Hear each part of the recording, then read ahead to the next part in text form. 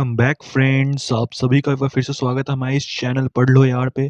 तो आज के इस वीडियो में हम लोग बात करने जा रहे हैं प्लेन्स ऑफ इंडिया के बारे में। सारे प्लेन्स के बारे में समझेंगे पूरे एग्जामिनेशन पॉइंट ऑफ व्यू से, कहाँ से क्वेश्चंस बनते हैं उसके अकॉर्डिंग पढ़ेंगे। चलिए शुरू करते हैं। तो देखिए, सबसे पहले बात करेंगे हम लोग पंजाब प्लेन्स के बारे में। ये आपको दिख रहा होगा, ये जो एरिया है, ठीक है, ये है इधर पंजाब है, इधर हरियाणा है, ठीक है, पंजाब और इधर हरियाणा। अब देखो, जो यहाँ पे इसी को बोलते हैं हम लोग पंजाब हरियाणा प्लेन्स, ठीक है। अब देखो, यहाँ पे जो सॉइल पाया जाता है, एलुवियल सॉइल मिलता है। यहाँ पे कौन सा सॉइल होता है? एलुवियल सॉइल मिलता है। और ये जो है दोआब का फॉर्मेशन करता है। अब देखो, दोआब क्या होता है? जब भी दो नदियाँ मिलती है, यहाँ पे इधर से एक नदी जा रही है, देखो यहाँ पे पिक्चर में, यहाँ पे एक नदी इधर जा रही है, ठीक है। इसके बीच का जो एरिया होता है, इसको बोलते हैं दोआब, ठीक है। तो जहाँ पे दो नदी मिलती है, यहाँ पे दो नदी मिल रही है, ठीक है, इसके बीच का जो एरिया होता है, इसको दोआब बोलते हैं, ठीक है। ये जो होती है एरिया काफ़ी फर्टाइल होता है। ये एरिया काफ़ी आपको फर्टाइल देखने को मिलेगा, हमेशा फर्टाइल होता है, ठीक है। अब देखो, अब हम लोग दोआब के बारे में पढ़ेंगे। चार तरह का दोआब होता है, ठीक है। दो दो नदियों से मिलकर बनता है, दो नदियों से मिलकर बनता है दोआब, ठीक है। पहला दोआब है बाड़ी दोआब, दूसरा है बीच दोआब, तीसरा है चार छज दोआब, चौथा है रचना दोआब। ये चारों दोआब को आप याद रखो, ठीक है। बाड़ी दोआब क्या होता है? दो नदियाँ, मतलब पहला व्यास नदी, दूसरा रावी नदी, ये दोनों से मिलकर बनता है। बी से याद रखो ब्यास नदी, और ये तो दो पार्ट में इसको डिवाइड कर दो, ठीक है, सबको दो दो पार्ट में करो यहाँ से। अब ऐसे इसको ट्रिक से याद रखो कि यहाँ से बी से ब्यास नदी और आर से रावी नदी, दो नदी से मिलके बना, ये पहला दोआब हो गया, ठीक है। देखो, दूसरा है बीच, तो बी से व्यास नदी और एस से सतलज नदी, दो नदी के मिल से बन गया, ये हो गया दोआब, ठीक है। तीसरा है छज दोआब, सी से आपको छिनाब नदी, चौथा ए से तो कुछ होता नहीं, जे से झेलम नदी, तो ऐसे क्या बन गया, इससे तीसरा दोआब बन गया, जिससे छिनाब और झेलम का। चौथा देखो, रचना दोआब। तो रचना दोआब कैसे बनता है? आर से रावी नदी और यहाँ पे सी से छिनाब नदी, ठीक है, तो ऐसे रचना दोआब बन गया। तो ऐसे चारों दोआब को आप याद कर सकते हो, ठीक है। एग्जाम में ये असेंडिंग डिसेंडिंग में अरेंज करने के लिए पूछता है, ठीक है, तो ऐसे याद रखना। अब देखो, जो यहाँ पे पंजाब प्लेन्स है, यहाँ पे इसका मेन, यहाँ पे नदी कौन सी बहती है, ठीक है, तो मेन नदी कौन सी बहती है? आपका वही सिंधु नदी, यहाँ पे इंदस रिवर जिसको बोलते हैं, इंग्लिश में इसको सिंधु नदी बोलते हैं, ठीक है। अब देखो, सिंपल सी बात है।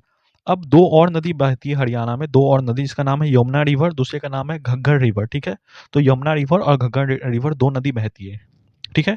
अब यहाँ पे एक संगम ही पाया जाता है, त्रिवेणी संगम। आपको पता होगा त्रिवेणी संगम क्या होता है? वो तीन नदियों के मिलने से बनता है। कौन कौन सी नदी है? गंगा, यमुना और सरस्वती। तो क्या हुआ ना कि आजकल के टाइम पे जो सरस्वती नदी है वो गायब हो गई, धीरे धीरे लॉस्ट हो रही है, विलुप्त हो रही है। तो इसको जो कौन सी नदी रिप्लेस कर दिया, इसको नदी घग्गर नदी ने इसको रिप्लेस कर दिया, सरस्वती को। तो त्रिवेणी संगम किसके मिलने से बना है? गंगा, यमुना और घग्गर रिवर, ठीक है। ये कहाँ पे त्रिवेणी संगम? आपको प्रयागराज में मिलेगा, ठीक है।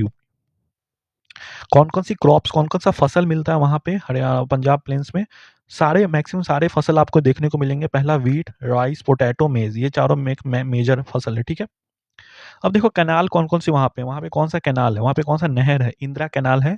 ये आपको याद रखना होगा। दो नदियों का पानी उसमें है, क्या है? सतलज नदी, दूसरा व्यास नदी, ठीक है।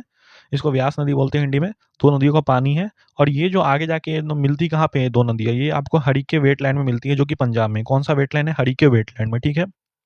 अब इंदिरा कैनाल की बात की जाए तो इसका पानी कहाँ कहाँ जाता है? तो देखो, पंजाब, हरियाणा, दिल्ली और राजस्थान, चार जगह इसका पानी मेजर जाता है, ठीक है। अब बात करते हैं दूसरे प्लेन्स के बारे में, जो कि राजस्थान प्लेन। तो देखो, राजस्थान का प्लेन से, ये देखो यहाँ पे पूरा राजस्थान है, ठीक है, इधर आपका पाकिस्तान हो गया। और यहाँ पे राजस्थान को एक अरावली नाम का पर्वत है, जो कि दो पार्ट में डिवाइड करता है। कौन सा पर्वत है? अरावली पर्वत का श्रृंखला है, पर्वत का बहुत ज्यादा रेंज है, जो कि राजस्थान को दो पार्ट में डिवाइड करता है, ठीक है।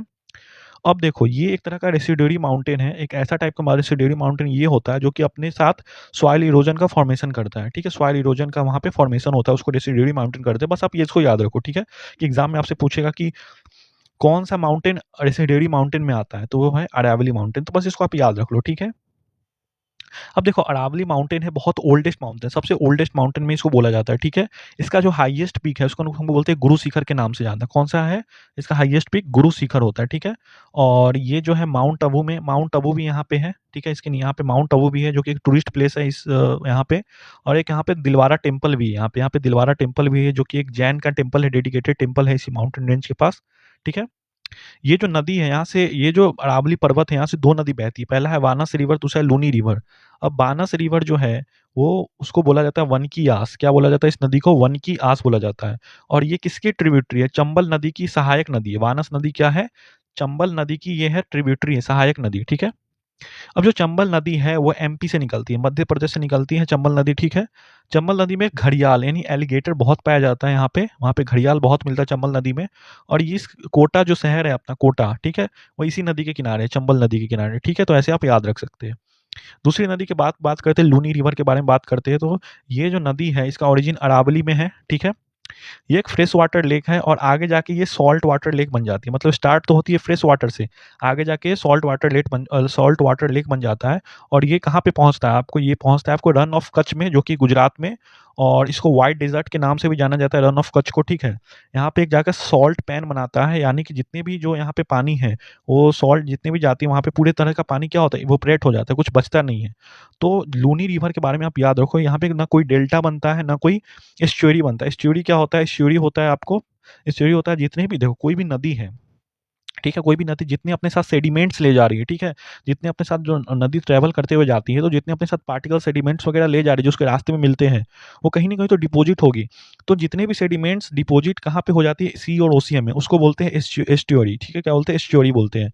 और डेल्टा किसको बोलते हैं जितने भी सेडिमेंट्स वो नदी ले जा रही है वो रास्ते में डिपॉजिट हो जाते हैं, मतलब कुछ कहीं पे डिपॉजिट हो गया, फिर आगे जाके रास्ते में कहीं डिपॉजिट हो गया, ठीक है, जो रिवर के द्वारा, तो उसको क्या बोलते हैं, डेल्टा बोलते हैं। तो ये देखो सेडी स्टोरी और सेल डेल्टा। तो जो लूनी रिवर है ना, कि ना कोई डेल्टा बनाती है ना कोई स्टोरी बनाती है, आप इतना याद रखना। आज के लिए इतना ही, मिलते हैं नेक्स्ट वीडियो में।